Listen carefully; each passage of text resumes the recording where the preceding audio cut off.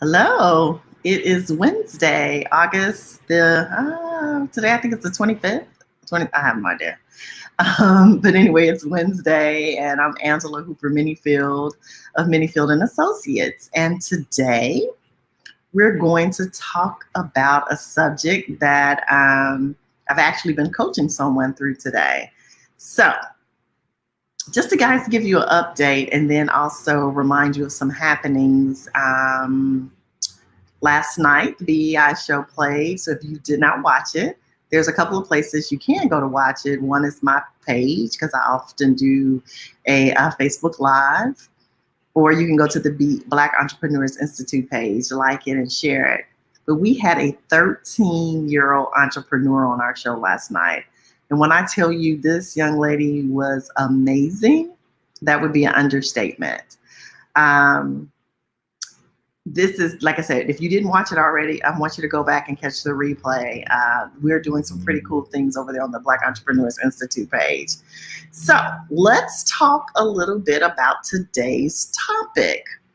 So this generated from a client of mine, right? She was in a meeting, got up early, thought she was going to have a good day at work, gets in the meeting, and new boss shows up, right? And so when the new boss shows up, there are questions about, what's going on, who's doing what, where. And it's clear that everyone's trying to impress the new boss. Well, as a result of that, when the boss begins to question, why this happened, why that happened. And again, we can talk another day about that energy that shows up when the new boss comes in, flexing muscles and doing all that. So anyway, new boss comes asking questions, and the reason that was given why someone had not done their job was that my mentee had not done theirs. And to put it politely, they were stunned, they were shocked. They were like, wait a minute, what just happened? So in essence, they spent the next hour or so on a corporate call listening to themselves literally be thrown under the bus. And to try to prevent it, they actually try to mediate, do some side messaging to some people. It's like, hey, were you aware of this? Because I wasn't quite sure. And long story short, I listened to the conversation. They literally were thrown under the bus. And so let's just first talk about some reasons. Hey, Kamika, are you mad at me? You never answer my call, sweetheart. I miss you. Okay, so what are some reasons that people throw each other under the bus? Well, sometimes it's definitely to, make themselves look better. And it's often in the position of leadership. So a new leader comes along, everybody's trying to impress. And so my mentee calls me, they're just livid. They're like, do you believe this happened? And I'm like, it happens every day, which is one of the reasons why I like to work with new managers. But they are trying to make themselves look better. And the only way that they can do it is to throw somebody else, as the saying goes, under the bus, right? So how do you deal with that, right? Because it happens all the time. And I know some of you are watching, what have you ever been thrown under the bus? I would love to know. Inquiring minds want to know if you've ever been thrown under the bus. And if you have, how did you deal with it, right? And so today in coaching this young adult, new to supervision, through this situation, we talked about a few things. Number one for me was to be visible. Hey, Mamie, how are you? To deal with it, right? Acknowledge it for what it is. I believe that people show you who they are. And the other thing about this particular situation was they were working with people that they, up until today, had actually felt they had really great rapport and relationship with. So when people show you who they are, believe them, right? Now, I'm not in any way saying, hey, Kelly, how are you? I miss you. I'm not suggesting that you hold grudges or you do anything bad to people. But what I am saying is when someone throws you under the bus, pay attention. Because I'm a firm believer if they do it once, they'll do it twice, right? So understand who you're working with, number one. But then don't stoop to their levels, right? Don't you start throwing people over the bus. Get the facts, figure out what's happening. If there was some culpability on your part, what can you do to fix it? If it wasn't, state the facts. I try to stay away from names, as in, well, no, it wasn't me. It was Addie's fault. No, just say, I can tell you what my role was and what the expectations were from me and my team. But don't be that person, because I also believe that people in leadership positions, most of them, now, there's no perfect rhyme or reason here, but they're in those positions for a reason. So they have some insight and they see good leadership. They can clearly see who's throwing people under the bus, right? So while the people who were doing the bus throwing or throwing people under the bus think they're winning, they're losing. 9 times out of 10, they're losing, right? Because I know me as a supervisor, I always paid attention to the employees or team members who made themselves look good by making somebody else look bad, right? Even if I didn't say anything out loud, I was making mental notes of that. I'm like, I noticed, Joe can only make himself look good by tearing somebody else down. So don't you succumb to that. Don't think that you have to do it as well because somebody did it to you. Hey, Yvonne, I love you. Kelly's laughing. So number one, don't succumb. Always hold your ground. Like, never compromise your integrity and who you are in the workplace, because people are really watching. So the second thing the person said, which I really thought was interesting, is, that they wanted to remain below the radar. And what they meant by that is they just want to come to work and do their job and not even be, basically seen or heard. Now, my follow-up to that is, no, you don't want to be that employee. So let's be honest. Every place of work has those employees, but those aren't the ones that get promoted, right? Most organizations notice 2 employees, 2 categories, right? The dead weight, I'll call them that, or the slackers, because they're the problem kids, right? Whatever category they all fall in, but the bottom 10% or whatnot. And then everybody knows the top 10%. Or, you can say 20-20. It really doesn't matter the percentage. My point is, those who tread in the middle, nobody really pays them any attention. And so my point was to this person too, be glad that they brought your name up to your new boss, and he had an opportunity to see you respond professionally and tactfully. So, right, we don't start taking our earrings off and getting folks straight. We don't act like that at work, right? So your boss got to see how you handled it, but also how you respond in the future. So now there's going to be a follow-up meeting, right? And the boss wants to dig deeper. And again, we don't succumb to that. We don't throw people under the bus. What we do is our job and do it well. Again, if we made a mistake, we own it, we're accountable, and then we show up with an action plan. So what can we do to fix it? What can we do to make things better? And so a couple of other things we're going to talk about is, number one, remember how you respond shapes your reputation, right? And right now in a virtual world, oftentimes people hear our voices, but they don't see our faces. So they can't tell if we're smiling or if we're in a chat or communication, words can get misinterpreted. So we need to be even more cognizant and careful about how we show ourselves, right? Now, a second bit of advice I gave, which is a segue to this person, is I need you to start showing up at work. Now, what did I mean by that? When I told them to start showing up, I meant for them to turn the camera on. Because so often we get in the habit of attending these Zoom meetings or WebEx, Teams, whatever it is, and we never turn the camera on. Now, this is an Angela opinion. I haven't seen it written anywhere, but it may be.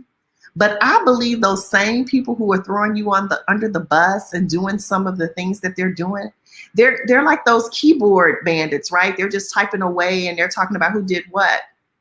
Because we know most of these people would never say these things in people's faces. So see, I'm gonna have my face all in the screen, and I want you to be looking right at me when you tell that bold-faced lie. And I want you to see my expression and everything else, right? And so when I told them to start showing up, I meant get from behind that camera at work. Let people see you. If they want to try to, as the saying goes, come for you, then let them come. But they're going to come for you. So if you're going to come for me, you're going to come for me. But you're not going to do it in a silo. And even if I can't see you, you'll be able to see me. So that's just my other 2 cents. And again, we don't want to become defensive and say, no, I didn't. And you did this, that, and the other. Mm-mm. One of my favorite phrases is, so can you tell me more about that? So when somebody says, well, Angela didn't do this, and Angela didn't do that. Really? Could you tell me more about that? I need all the details, because as I just take it all in, right, I'm going to defend myself and build my case. But you can't even effectively build your response if you don't know the full extent of the accusation. So just ask them to tell you more. Say, well, could you tell me more about that? Because, this is news to me, right? Again, listen to understand. Again, and I said before, if any truth is present, then you want to deal with that. Consider the source, right? So in this same scenario, there's another person in this little entanglement who has a reputation, or pretty much almost weekly sends off these highly accusational, inflammatory emails about what other people didn't do. And my mentee used to get really upset about it. Like, why are they steadily doing this? And now they're copying my boss. I was like, be glad they're copying your boss. Let them copy everybody. Do not get offended. And here's why. Because every time they make an accusation, so far it's been wrong, at least 90+% of it. Guess what's going to start to happen to their reputation?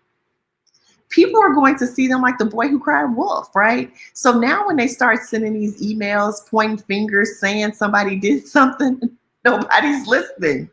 So what I told the mentee was, guess what? You'll be wrong one day and won't nobody believe it, because this person has thrown so many rocks, right, about this, that when they have something of value to add that's really accurate, nobody will believe them. So don't get offended. And when people copy your supervisor, don't get offended, especially if you have a good supervisor, right? And I realize all supervisors are not good, because they're helping you be more credible. And your supervisor, view it as you have somebody on your team in the conversation. You and your supervisor should be on the same team. So if somebody sends them an email and copies them, and again, I've heard this 1,000 times. People say, well, why do they have to bring my supervisor in it? Why did they copy my supervisor? Don't get offended. Don't get offended, because this is giving you an opportunity to demonstrate in front of your supervisor that you have the ability and the capacity to diffuse a situation and to deal with difficult people. And so when the opportunity comes to elevate somebody on the team, guess what they'll consider? Maybe you. So don't be offended. The other thing I said was, instead of seeing that your boss or somebody being a part of it, like they've decided they're going to start attending these meetings, as they're watching you, see it as they're coming to protect you. In life, I'm a firm believer in, things just are. They're neither good or bad. We get to perceive how we get to decide how we want to perceive them. So your boss being on that call or in that email, it's not good, it's not bad, it just is. So you can either see it as a protection, having someone on your team in the thread, or you can see it as a negative thing. And to give you a different analogy, if you think about a fence, right? If I were to put a fence outside and put it around your house right now, you might say, well, this is not good. You've got me locked in. I'm fenced into my home. I can't roam like I want to, right? That's one way you could look at it. Or what if you walked outside and said, oh my gosh, Angela got me a fence. She's protecting me from intruders and outsiders. So that same fence is now viewed as a protective element versus a restrictive one. It's the same fence. So we get to decide how you perceive something, right? So is it good? Is it bad? I don't know. I just say it just is. And so then the last thing I want to just throw out here is, even when people criticize you and they're right, remember that doesn't mean that's who you are. That means that is what that incident was. You don't have to own the words that other people want to put upon you. And so John Maxwell said, and I was doing a mastermind yesterday with a local nonprofit, and one of the quotes was, just because someone devalues you doesn't that doesn't equate to your value or how you value yourself, right? They can say and do what they want to. You don't have to respond to it. You don't even have to acknowledge it. And years ago, I remember when my daughter was little, a little younger, and she was so upset because a boy on the bus was calling girls the B word. And so she came home, and I was like, well, I mean, while he shouldn't be using profanity on the bus, I wouldn't even acknowledge it. Because I mean, I'm not one of those. So I wouldn't even assume he was talking to me. And so when people at work do things like that, now I'm not saying we put up with abusive behavior, threatening behavior, anything like that. All those things need to be reported, and you know that. But my point is, no matter what they say, call you lazy, call you other things, or describe you in ways, you don't have to own those words. So if someone tries to throw you under the bus, pay attention, learn from it. Again, that when people show you who they are, believe them. But then don't always know there's an opportunity for you to shine. So not trying to get biblical on you, but the last thing I said to them was, remember Joseph in the Bible, right? His brothers tried to sabotage him. Actually, borderline almost tried to kill him, right?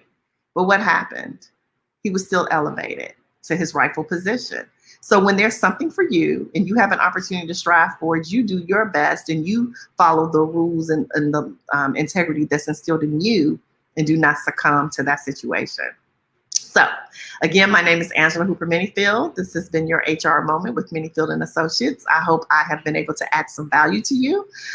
Feel free to like my business page, help other Black businesses and small businesses and businesses, right? We love it on all the big players. Help some of us small guys out here. Like my page, share it. Again, watch the BEI show. Yes, Carmen, nothing is hidden under the sun. You were so right. So like I said, last night's episode, we had a 13-year-old entrepreneur, Temple is our website. Swag Bags has had a business since the 3rd grade. That is a show you definitely want to go back and catch the replay, or you can watch it on my page as well. Just look down the what do you call it? The thread or whatever my page is. But anyway, I appreciate all the support you guys give me, and I look forward to seeing you on Friday. Take care. Bye.